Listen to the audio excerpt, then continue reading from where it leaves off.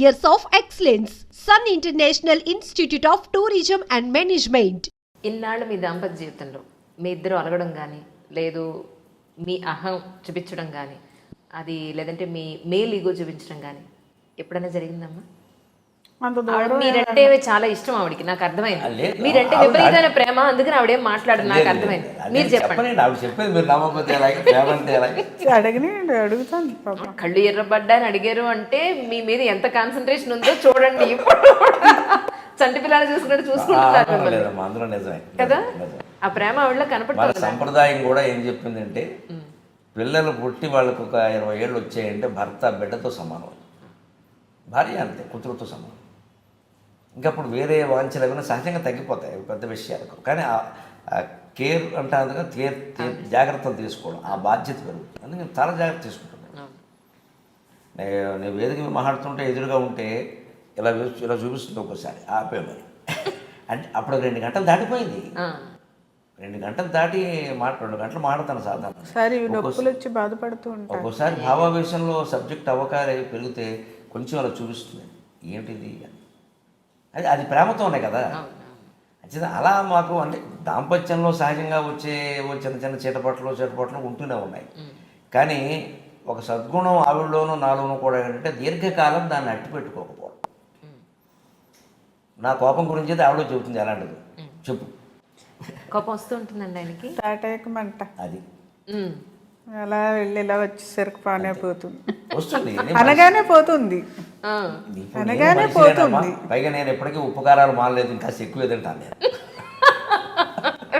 కారం తక్కువైతేనే అడుగుతాను, నేను ఎక్కువైతే అడగను. ఒక్కోసారి ఏమిటి కళ్ళ నీళ్ళు వస్తున్నాయి ఉంటుంది, మా అమ్మ గుర్తొచ్చింది అంటారు, కానీ కారం ఎక్కువైందని చెప్పాను. ఎందుకంటే ఎక్కువైందన్నా చప్పు తిండి పెట్టేస్తుందేమో చెప్పను, ఎక్కువైనా తింటాను. మా ఇంట్లో కొంచెం కారాలు ఎక్కువే, ఉప్పు సరే మామూలుగానే ఉంటుంది, అది ఎలా ఎక్కువైతే తినలేదు.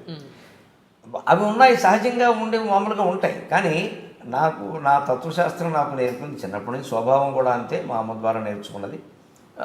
శాస్త్రం ద్వారా ఇంకాస్త పెరుగుతుంది. తాటాకు మంట అంతే, తక్కువనే ఇలా లేస్తుంది, చల్లనిపోతుంది. ఆవిడ నేర్చుకున్న టెక్నిక్ ఏంటంటే అనుభవం మీద ఆ కాసేపు మాట్లాడదు, వెంటనే వంటింట్లోకి వెళ్ళిపోతుంది. అలాగే బాగోలేదు వదిలేసి. ఇంకప్పుడు కనుక వాదన పెరిగింది అనుకో ఏమవుతుందో తెలియదు.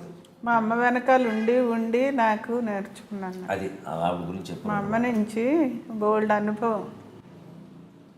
ఈ మధ్య దాకా మా అమ్మ నా దగ్గరే ఉంది. మా అత్తగారు మా అమ్మ చాలా సౌమ్యరాలు. ఎందుకు ఆడపిల్ల దగ్గర ఉండకూడదు అంటున్నారు కదా, మా అమ్మ నా దగ్గర ఉండమంటే ఆడపిల్ల వాళ్ళ దగ్గర ఎలా ఉంటానమ్మా అంటోంది. నా అవసరం రావట్లేదు ఆవిడ. ఇంత ఫీలింగ్ వదిలేమనండి, చక్కగా తెచ్చుకుని ఒక ఏడాది ఉంచుకోండి కదా, హాయిగా ఆనందంగా ఉంటుంది. నేను చిన్నప్పుడు కూడా మా అమ్మ దగ్గర ఎక్కువ ఉండేదాన్ని. ఈయనకి అర్థమైంది ఆ విషయం. వాళ్ళ అమ్మ అంటే కొంచెం అటాచ్మెంట్. మీ అత్తగారు మీ ఇంట్లో ఉన్నప్పుడు 4-5 ఏళ్ళు ఉన్నారు. నిజంగా మీ మనసులో ఒక అల్లుడుగా మీరేమనుకున్నారు? నేను ఆవిడ మీద పద్యాలు చెప్పానమ్మా.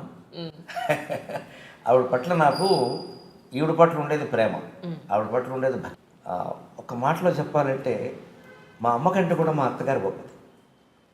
అంటే నేను స్వభావం గురించి కాదు, ఆ సేవ. మా మామగారికి పక్షవాతం ఏదో వచ్చింది కదా, వచ్చి 12 ఏళ్ళు మంచంలో ఉండిపోతే ఇక ఈ సుమతి అనసూయ ఎవరో సరిపోరండి ఆవిడకి, అంత సేవ చేసి.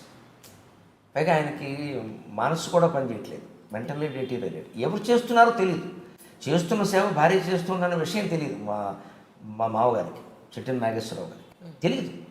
కానీ అటువంటి మనిషిని మంచంలో పెట్టుకుని ఆవిడ పెళ్ళిళ్ళు మానేసి, పొరుళ్ళు మానేసి, పుణ్యాలు మానేసి, బంధువులను వదిలేసి, సమస్త శుభాశుభకార్యాలు వదిలేసి, భర్తే నాకు ముఖ్యం, నేను ఎక్కడికి రాను అని చెప్పి ఎలా చేసేదంటే మళ్ళీ వైభవంగా స్నానం చేసి మంచి బట్టలు కట్టించి ఏదైనా పిండి వంట, ఆయనకి ఇష్టమైన పిండి వంటలు ఏమన్నా ఆ రోజున ఆ పిండి వంట చేసి తిన్నా తినకపోయినా నోటికి అలా తగిలించి ఇప్పుడు తినడం. ఇక ఎవరైనా ఉంటారు ఈ కాలంలో అసలు అలాగే.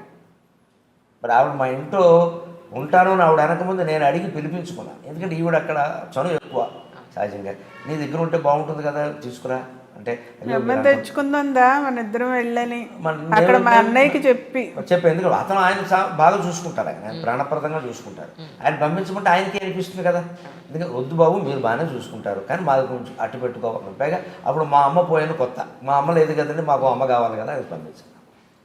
మా అమ్మ వెళ్ళిన సంవత్సరానికి సేవాభావం మా అమ్మకు మొదటి నుంచి, నాకు జ్ఞానం వచ్చిన దగ్గర నుంచి అలవాటు ఉంది. చూసాను నేను. అసలు మా అమ్మమ్మకి చేసింది, మా పెద్దమ్మకి, మా నాయనమ్మ గారికి అందరికీ ఇంట్లో అటువంటి మహిళలకు అర్థం అటువంటి మనుషులను చూడలేము.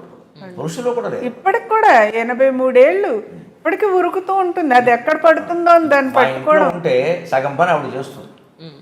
ఈ తోటకూర నేను గెలలేనా, నువ్వు గెలాలా అని కూర్చుంటున్నా. మా అమ్మ ఉన్నప్పుడు అలాగే చేసేది. అది ఆ మొక్కలేమో ఇలా బారాయి అమ్మాయి నేను తరుగుతా. మా అత్తగారు అలాగే చిన్నపిల్లవు నువ్వేం చిన్నపిల్లలు 50 ఏళ్ళు చిన్నపిల్లవు నువ్వేం దొరుకుతావు అని ఆవిడ జరిగింది. వాళ్ళకి ఏమిటి నా పని చేయడం అలవాటు. అటువంటి సంస్కారాల్లో పెరిగాం మేము. ఆవిడ అంతే, నేను అంతే. మధ్యలో ప్రవచనాలు చెప్పను అని చెప్పి మీరు కంటతడి ఎందుకు పెట్టుకున్నారు? యాక్చువల్లీ నేను అది కారణం ఇదే, నేను చెప్పాను కదా, యోగ వాసిష్టం ప్రభావం, ముఖ్యంగా రమణ మహర్షి యొక్క ప్రభావం చాలా పడింది నాకు. ఇప్పటికీ ఉంది అలాగా. ఇవి ఎంత చేసినా ఏం చేసినా లోకానికి మనం ఏదో నామమాత్రంగా చేయగలిగింది చేయాలి తప్పితే దీనివల్ల ఏదో అయిపోతుందని అనుకోవద్దు. లోకాన్ని సంస్కరించడం కంటే ముందు నిన్ను నువ్వు సంస్కరించుకోవడమే ముఖ్యం, ఆత్మజ్ఞానం పొందడమే అన్నిటికంటే ముఖ్యం అనే రమణ మహర్షి మాట నన్ను బాగా ఏడాది పాటు నలిపేసింది. అంటే ఆ చిత్తశుద్ధి నాకు మొదటి నుంచి ఉంది. భగవంతుడి దేవుడు నేను చెప్పేది ఒకటి చేసేది ఒకటి నేను చేయలేనది. ఎవరి కోసమో ఏదో చెప్పడం, అలాగే చెప్తే పోతే నచ్చదండి ఈ జనానికి, నచ్చకపోయినా సరే నిజమే చెప్పాలి. ఒకడికి నచ్చిన మంచిది. ఎందుకు దాస్తున్నాం మనం? ఇంత గొప్ప సాహిత్యం ఉంది మనకి, దీన్ని దాస్తున్నాం. మన సాహిత్యంలో ఈ గుడి నమ్మకాలు లేవమ్మా, అంత చైతన్యం, అది అపూర్వమైన జ్ఞానం అని చదువుతున్నప్పుడు ఆ చిత్తశుద్ధి ఎలా ఆలోచింపజేసిందంటే ఆత్మజ్ఞానం ముఖ్యం, ఆత్మజ్ఞానం ముఖ్యం, నిన్ను నువ్వు తెలుసుకోవడం ముఖ్యం అన్నప్పుడు నేనెవరో అని తెలుసుకునే ప్రయత్నం నేను ఇంట్లో కూర్చుని చేయాలి. కానీ ఇంకా ఏదో అవధానాలు, ఉపన్యాసాలు, ప్రవచనాలు అని వెళ్ళిపోతూ ఉంటే నెలలో 20 రోజులు పైన ఆ క్షోభంగా, ఆ ఇబ్బంది అంతా ఆవిడ పడింది నిజానికి. నెలకి 20 రోజులు ఇంట్లో ఉండకపోవడం అంటే భారీ పరిస్థితి ఏంటండి. పైగా ఇప్పుడు పిల్లలు పెద్దవాళ్ళు అయ్యారు. ఎక్కడో పిహెచ్డీ ఒకడు, ఉద్యోగం ఒకడు, వాళ్ళు వేరే ఉంటారు. ఓ 10 ఏళ్ళుగా సుమారు మా పిల్లలు మాకు దూరంగానే ఉన్నారు. మరి ఇంట్లో ఈవిడ ఒక్కతి వాళ్ళ అమ్మగారు ఉన్నారు కూడా సరే. ఇప్పుడు ఆవిడ కూడా లేదు. ఆవిడ మళ్ళీ కొంచెం పెద్ద వయసు, ఆవిడ 83 ఏళ్ళు, కొంచెం ఇబ్బంది పడుతున్నారు. అందుకని కొడుకు దగ్గర ఉండడం మంచిదని అంటే పంపించాము. తనకు అక్కడ ఉండాలని ఉంది. మనం అడుగుతాం కానీ హక్కు అక్కడే కదమ్మా, హక్కు అక్కడే కదా. ఆవిడ పంపించాం. కానీ మాకు మనసంతా రోజు మాట్లాడకపోతే తోసదు. మాట్లాడాలి సహజంగా, మరి తల్లితో ఇంకా అంతకంటే కాలక్షేపం ఒకటి. అది నాకు ఆ చింతనలో ఉన్నప్పుడు ఒక ఏడాది బట్టి సుమారుగా మన 2018 నవంబర్ 26ని ప్రకటించాను. నేను కన్నీళ్ళు పెట్టుకుని ప్రకటించాను. ఆ ప్రకటనకు ఒక ఏడాది బట్టి నలుగుతోంది చాలా నా మనసు. ఇదేమిటి వెళుతున్నాం బాగా. నేను చూసిన చోట కొన్ని చోట్ల కార్యకర్తల్లోనే రకరకాల భ్రమలు, మాయలు, ఏదో రాజకీయం పెట్టుకుని మన పిలవడం, లేకపోతే ఎవరి మీదో పోటీకి మన పిలవడం. వారిని పిలిచామండి, వారు రానన్నారండి, మీరు రండి అంటే వారు రానంటే నేను రావాలా? అది అంటే దానికి నేను ఏదో కదిలిపోతాను వాళ్ళ ఉద్దేశం. నాకు అసలు అలాంటి మాట మాట్లాడితే మరీ చిక్కాకు. ఆయన రానన్నారంటే ఒక అర్థం ఉంది కదండి, ఆయన రాయించడం నేను ఎందుకు రావాలి, నేను రాను. ఈ పోటీలు పెట్టేస్తారండి సహజంగా. పైగా ఎలా తయారైందంటే భక్తి పెరగడం వల్ల మంచితో పాటు చెడు ఉంటుందని ఆర్భాటాలు బాగా పెరిగిపోయాయి. ప్రతి గుళ్ళో బ్రహ్మోత్సవాలే. బ్రహ్మదేవుడు అంత లోకమైపోయిన వాడు ఎవరు లేడింది దేవత. మొత్తం ప్రతి దేవుడు కాళ్ళ మీద తీసుకొచ్చి బ్రహ్మదేవుడు బారేస్తారు. ఆయన చేసి చాకిరి. బ్రహ్మ సృష్టికర్తమైన సామాన్యుడా, చతుర్ముఖుడు, ఆయన పట్టుకొచ్చి అంతర్దేవతలకు చాకరీ చేయించిన బ్రహ్మోత్సవాలు. ఏ గుళ్ళో పెడితే ఆ గుళ్ళో బ్రహ్మోత్సవాలు ఏమిటండి? కేవలం వెంకటేశ్వర స్వామి గుళ్ళో, అమ్మవారి గుళ్ళో మాత్రమే బ్రహ్మోత్సవాలు జరగాలి. ఇంకెక్కడ శాస్త్రం ప్రకారం జరగడానికి లేదు. ప్రతి వాళ్ళకి బ్రహ్మోత్సవాలు ఏంటి? బ్రహ్మలోకుగా ఉన్నాడా? బ్రహ్మదేవుడు గుడిగట్టి వీళ్ళ చేత ఉత్సవాలు చేయించమనండి. శాస్త్రం తెలియదు, పురాణం తెలియదు. ఉత్సవాలు, బ్రహ్మోత్సవాలు అంటే వీళ్ళ దృష్టిలో మెగా ఈవెంట్. మెగా ఈవెంట్ అంటే ఓ పెద్ద హడావుడి చేసేయచ్చు.